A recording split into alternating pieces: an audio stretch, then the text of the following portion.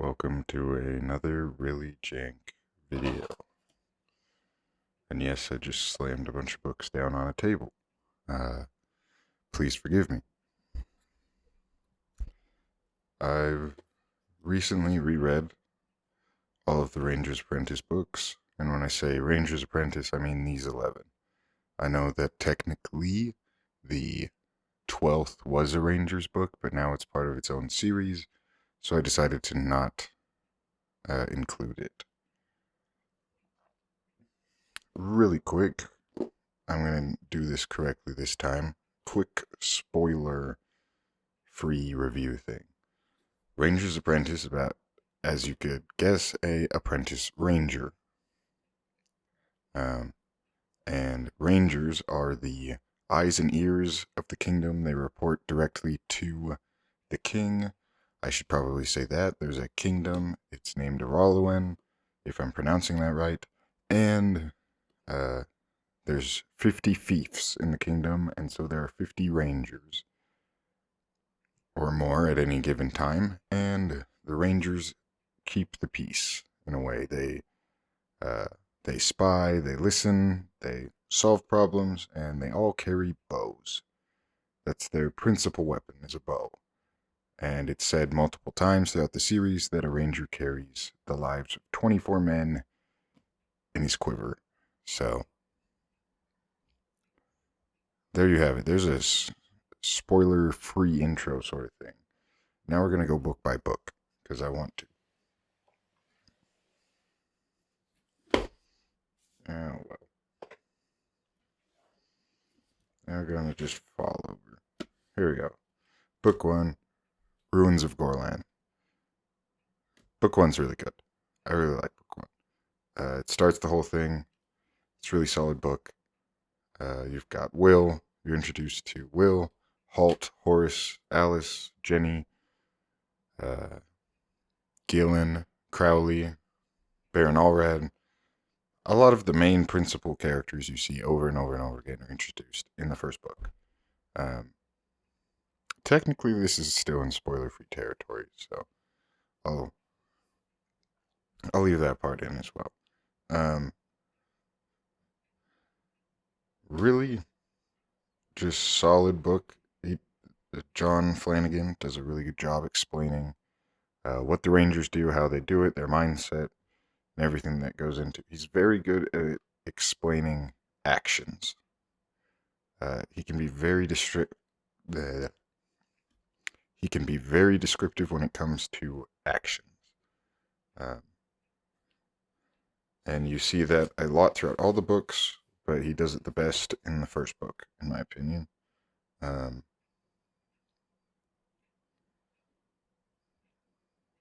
That's the other thing I'm going to do this time around. I'm actually going to pause and think about the book I'm looking at instead of just rambling. And I'm going to cut out the pauses.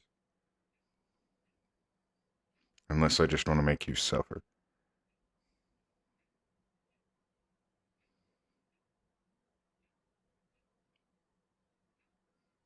Oh.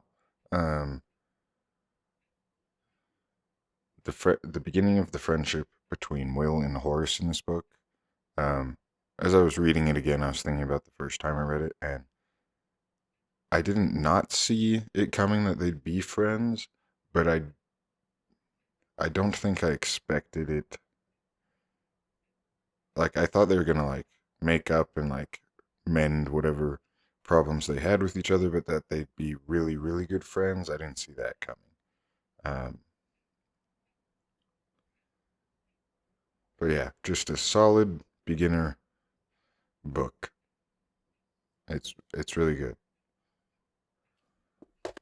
Number 2, Burning Bridge. Sadly, I have the less than great cover.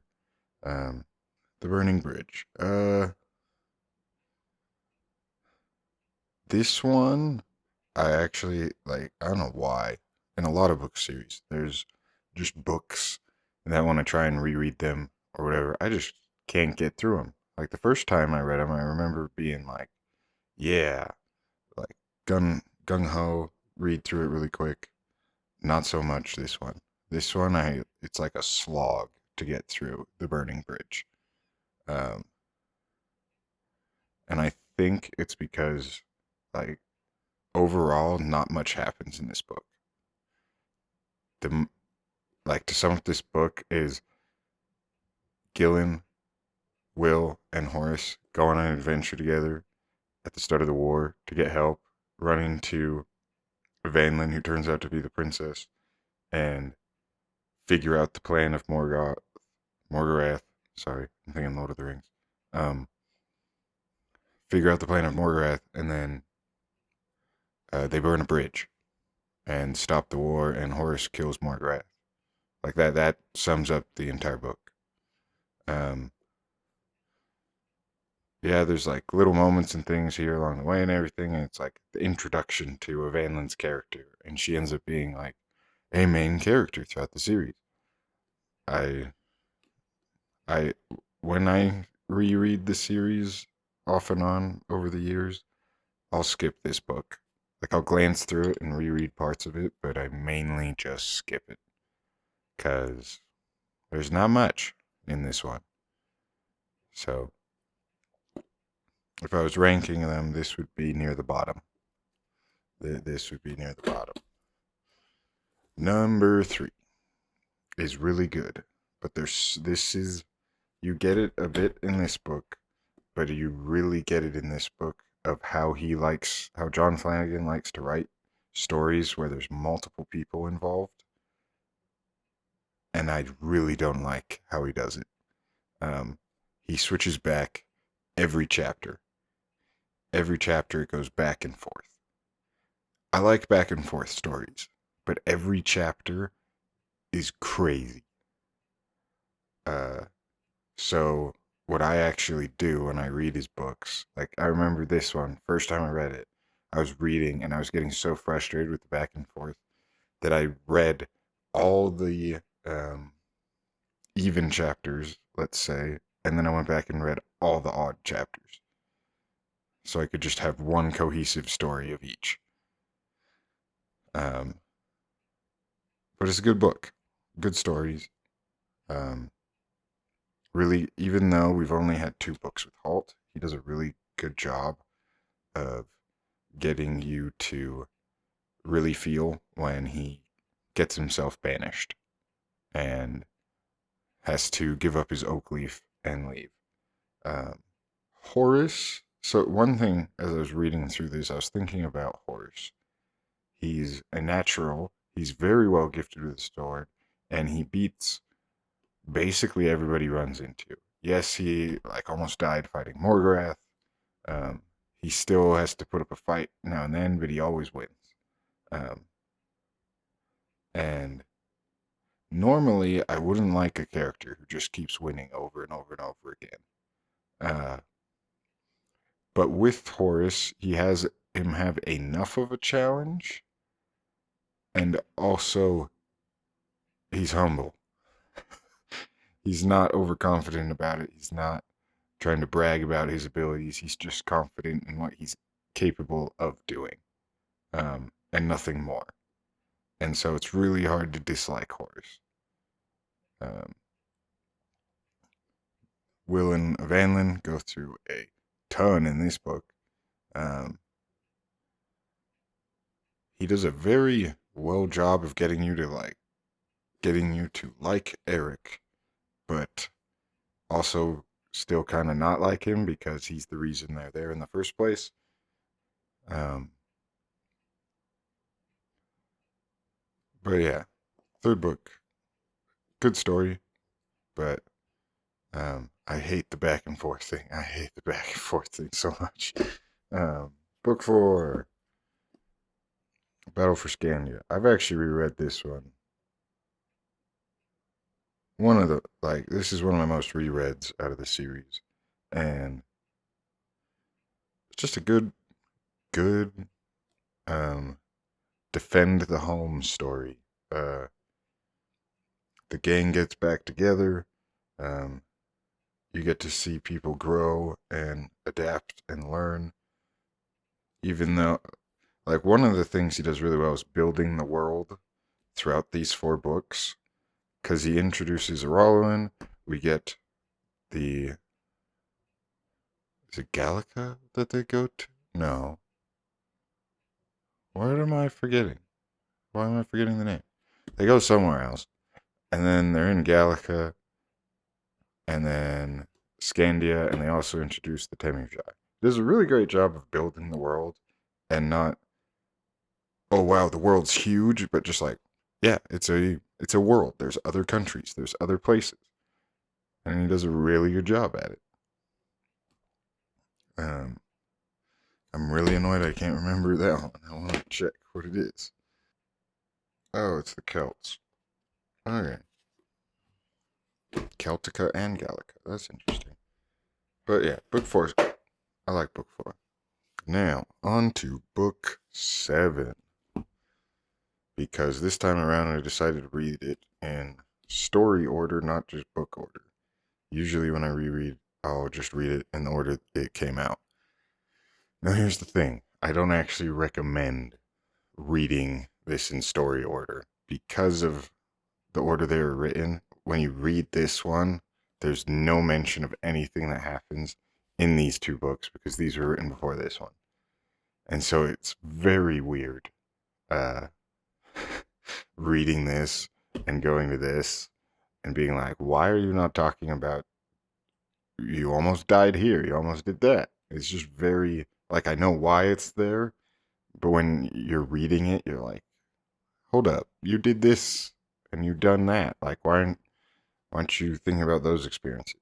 Because they didn't happen yet, but they did. So, I'm going to check some. I think this is also the book that, oh, it's not this book.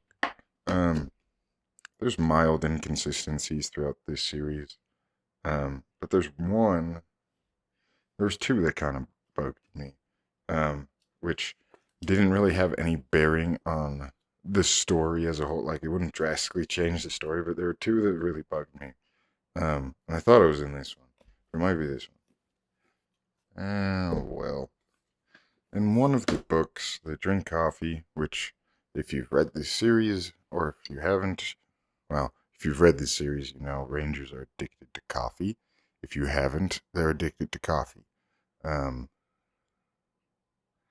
and in one of these books, I can't remember which one it is, they're drinking coffee, and Halt and they're drinking coffee, and Gillen and Will put honey in their coffee, and Halt says, "You guys are ruining the taste of good coffee." And then in book 9, no, 8, book 8, um, Gillen and Will do that at the Rangers gathering, and uh, they're like, yeah, if you're Halt's apprentice, you learn to put honey in your coffee along with everything else. And yeah, from then on, it's a thing that Halt also does. And it's, oh, he's done it for forever. When, no, it wasn't. And for some reason, that really bugged me. I just wish I could remember which book is it. Oh, well. Can't remember everything after reading through 11 books. Um, in any case, I should get back to this. Um, oh, really quick. The other weird inconsistency was in the first book, it describes that Battlemaster Rodney's wife died many years ago, and so he's just by himself. And then in book 8, when Pauline tells Halt that he's paying visits to a widow, Halt declares that Rodney's a dyed-in-the-wool bachelor, which is not true. So, oh well. I don't know why those 2 things bugged me so much. Eric's Ransom, though. Pretty good book. Introduces Aradia? I'm not sure how to say it. I bungle a bunch of the names in these books. We get Selethin for the first time. Selethin's an awesome character. We get the Bendolin. Yeah, it's a great book. Really fun adventure book. Will almost dies in a sandstorm. Loses Tug, gets Tug back. There's a horse race. Um, they get captured. They escape. Big fight.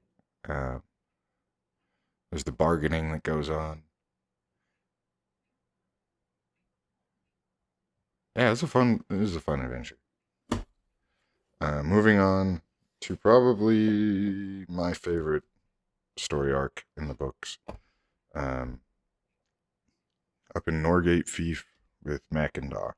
Um, yeah, I'm going to talk about both of these as one because whenever I read this one or read this one, I have to read the other one. It's just how it goes. I love these two books a lot because Alice is a main character, but she's hardly in a lot of the books. She's Will's main love interest, and she's hardly in the books, which is very strange. Um, at least for his style of writing and everything, it feels very strange not to have her involved more. And but this is really fun because we get Horace, we get Will, and we get Alice all together on an adventure together, and it's awesome. Uh, we get Malcolm and Trobar. Trobar's awesome. Uh, Shadow the dog is introduced. Um, Chemistry and magics and other things are introduced, which turns out to just be science and stuff, which I'm okay with. That's very much the tone of this series, and it's really good. I really love these two books. These are probably up there for my favorites. Uh,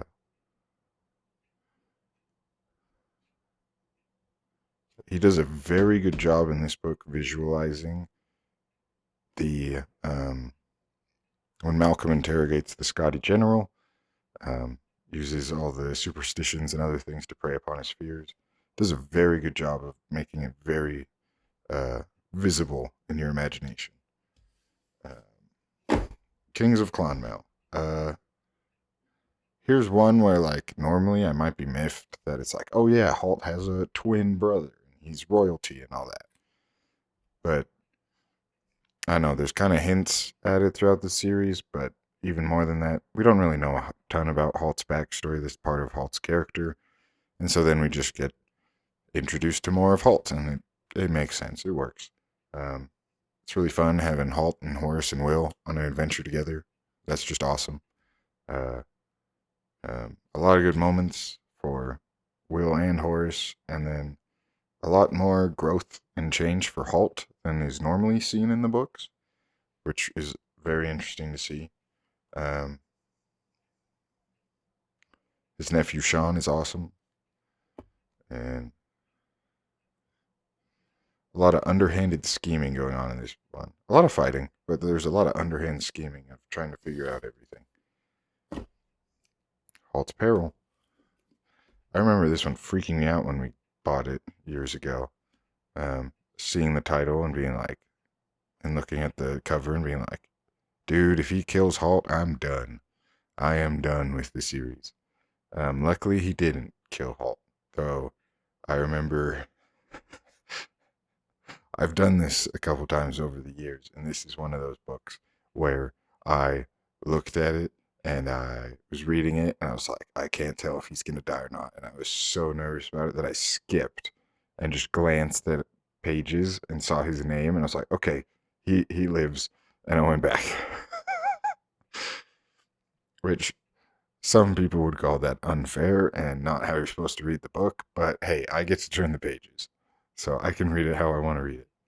Um, we get the Genovesans. Actually, those get introduced here. Genovesans. Uh, and he does a really good job of keeping the tension up in this book. Very good book. Um, very good read. Number 10. The Emperor of Nihonja. I loved this book because it felt much more like a Horace-centered story. He's like a secondary character in a lot of the other books, and in this one, he was more of a main character, and it was awesome. Shigeru is one of the greatest characters in this series. He's amazing. He's wonderful. Uh, the one, like, my one gripe with this book is They take a Scandian wolf ship to get there. They have 30 Scandians, and they don't even take like 10 of them into the mountains with them. Like that doesn't make any sense. Especially after finding out where Horus and all of them are. They don't go, hey, can we have 10 of you come up here and help us fight this war so we don't all die? Because if they're just sitting offshore, all 30 of them, they're going to be waiting through the winter. And then eventually they're going to go looking for them because they don't seem like the type to just leave them. And they'll go looking for them, find out they died, or one, either way. And I'm just like, if they just leave them there and then they die, oh boy, that's not good. You don't have to go back and tell the king, hey, your daughter's dead. He has to go back and tell the king, hey, your daughter, one of your best friends, the dude she was chasing, another of your really good rangers, and a courier, and a dude from a representative from another country all died. That's not good. That's really not good. That sounds like war right there.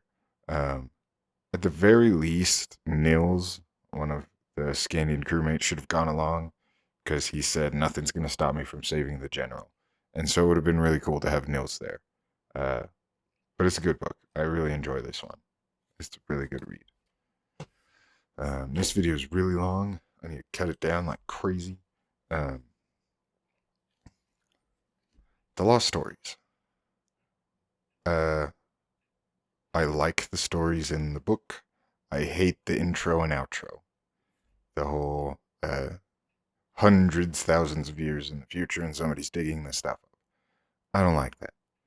Just let me stay in the world you created. Don't make me start thinking about how it goes from this to that and there. Just literally start with an opening of, hey, these are a bunch of story ideas I had, but I wasn't sure how to connect all of them and everything, but I wanted to tell these stories. That's all you have to say, and then I just read the stories, and it's a great time. The intro and outro really kind of, like when you start the book, it's like, man, this is dumb, and then you get reading, and you get into it, and you're like, yeah, this is awesome, and then you read the outro, and you're like, ugh. But in any case, really good. I like the stories in here. The one I would have switched the order, or in my head, I'm just going to pretend the order's different, is when Tug gets replaced by New Tug. In my head, that happens after the wedding of Will and Alice. That happens after. In my head, original Tug was at the wedding. And then stuff happens, he gets injured, and he gets New Tug. But, yeah, I really like this book. Really good. I really like the cover on this one. This is an awesome cover. But really fun book. Lots of cool stories in here. Because some of them are just like little stories that you like wanted to learn over this series and you didn't, and so we just got to hear them. And then others, it's like, hey, what if this happened? What if that? Or who was that person up to? What were they doing? And it's really cool.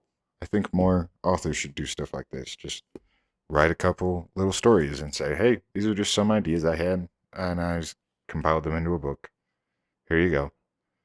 It's really fun. And yeah, I'm not including the 12th book in here, even though it was originally published as the 12th book in the Ranger's Apprentice series, because I don't like that book. I really don't like that book. I hate when authors spend forever, as Halt puts it in this book, About Time 2.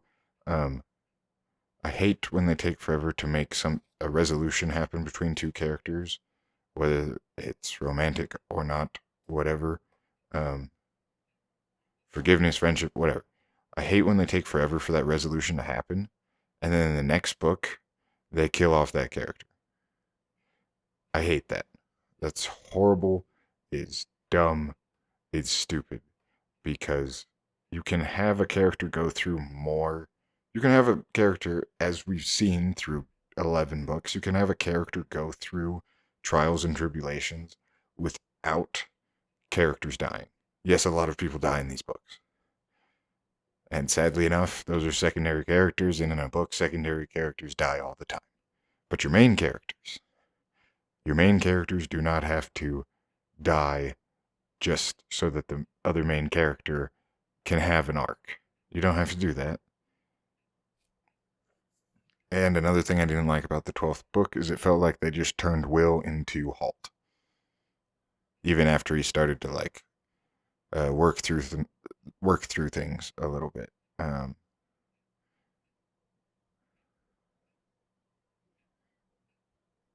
Also, I think just me personally, I